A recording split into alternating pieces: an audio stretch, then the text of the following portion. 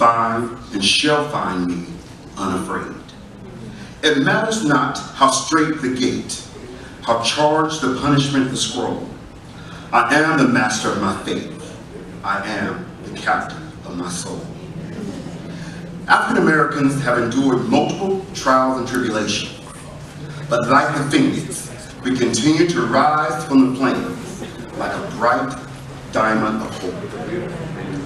For centuries and through generations, the stories of hardships and victories have been handed down through oral traditions of storytelling.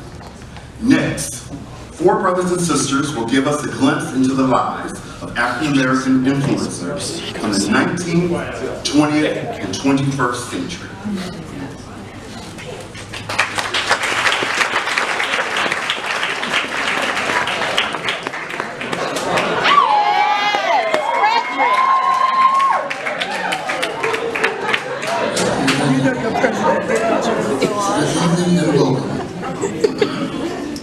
Slavery has been a part of human history since the beginning of time.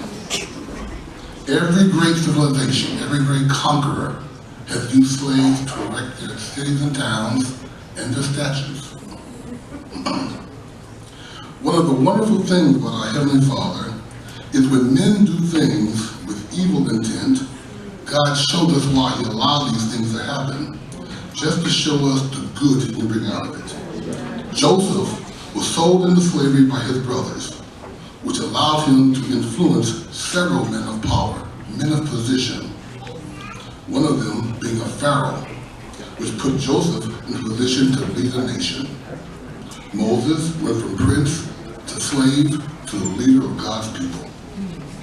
Our great nation of America is no different.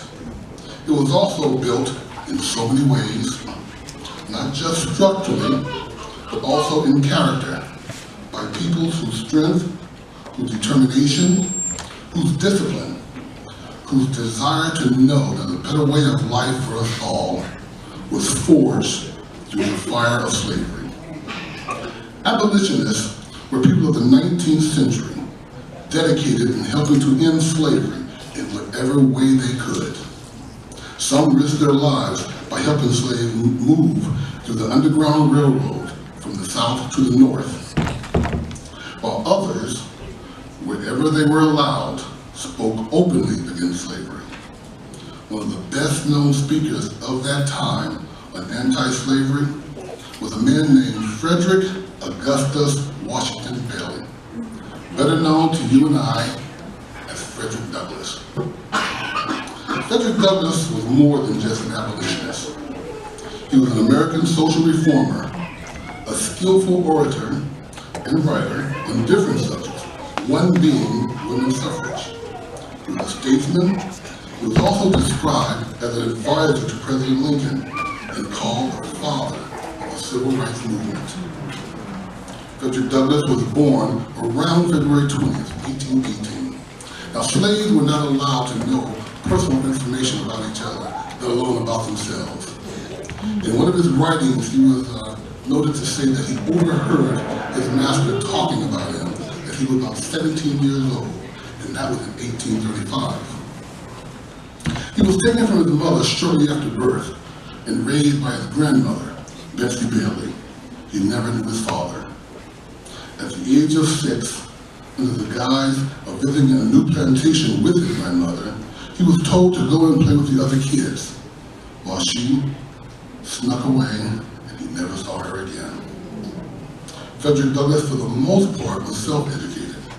In his earlier years, he was educated by the master's wife, but once the master found out, Frederick Douglass was sold to the harshest slave master in that county. He endured great hardship during that time. But he eventually broke away, and through the Underground Railroad, made it to the north. At that time, Frederick Douglass started speaking, and he did it so well.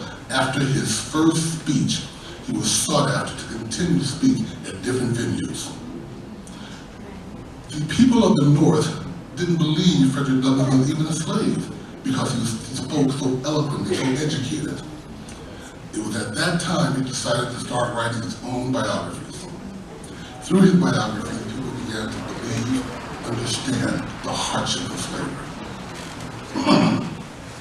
Frederick Douglass wrote 5 autobiographies and many noteworthy speeches and newspaper articles. He was also known for numerous quotes, and of these quotes, one can see that he truly had a heart for God. He was noted for saying that he believed that all men were created equal in the image of God. They had the ability to choose right or wrong. They could be either demons on this earth or angels. In closing, I'd like to leave you with 2 of his quotes. One is, "We have only to do with the past as it is useful for the present and the future." The second one is, "Right is of no sex. Truth is of no color. God is the Father of us all, and we are all brethren."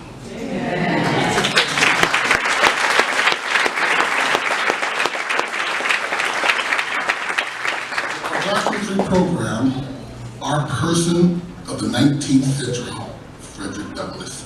Thank you.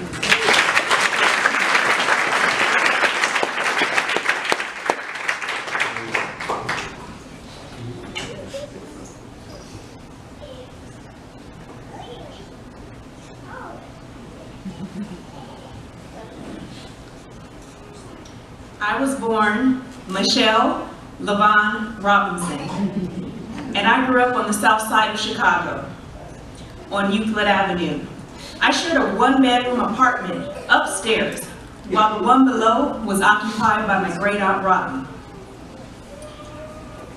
Growing up in the 1960s, I could see my neighborhood changing around me. When I was young, my neighborhood was predominantly white.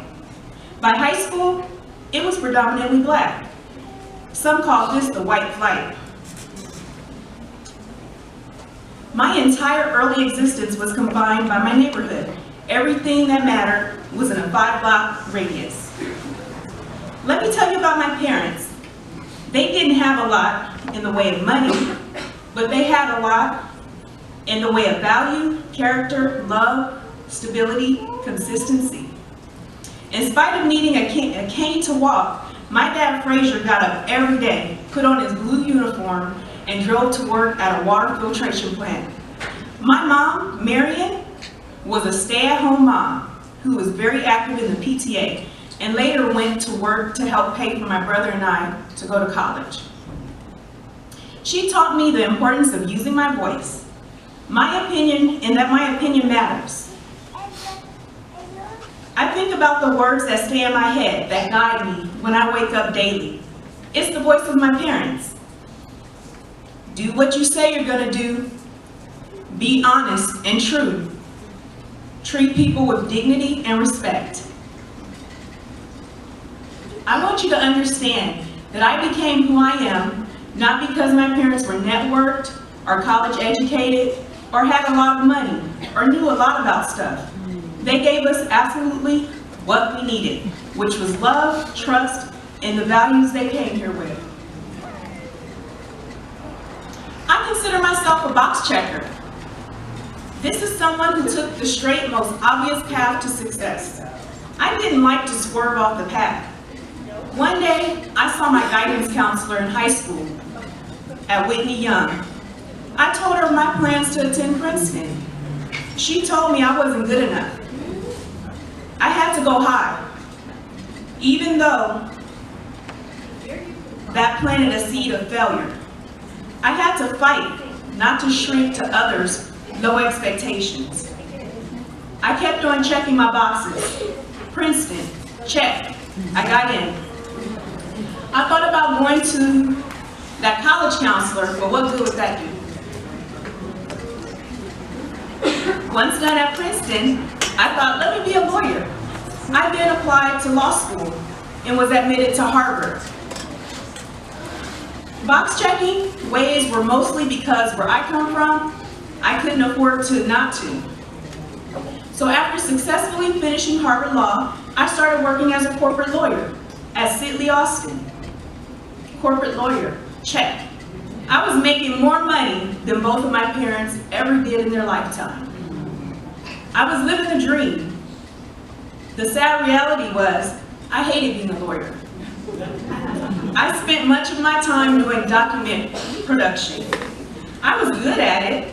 I was paid generously, but this work didn't satisfy my desire to do more meaningful work. One summer, the firm assigned me to mentor a summer associate named Barack Obama. I was assigned to just be a friendly face and to make sure he felt socially accepted at the firm. But eventually, the friendship expanded and deepened, and we found ourselves in a daily ritual, touching base to chat at the end of the day, drawn to each other. After much conflict, inner conflict within me, and Barack making a good case on several occasions, I allowed my heart to fall in love. It was a little destabilizing to be a box checker married to a serial swerver. I worried that I would lose myself. I felt like I need an anchor. I need to anchor myself who I was so I wouldn't be this woman following this man. So yes, it was destabilizing, but it was a motivator. Even before we were married, Barack inspired me to seek my true calling and supported me when that meant taking a step in an uncertain direction. I had to answer the question, what kind of person do I want to be? How do I want to contribute to the world? Barack's passion challenged me. In 2006, when I went out on the campaign trail for my husband, I was thrown into the spotlight. I learned that there is power in people coming together to see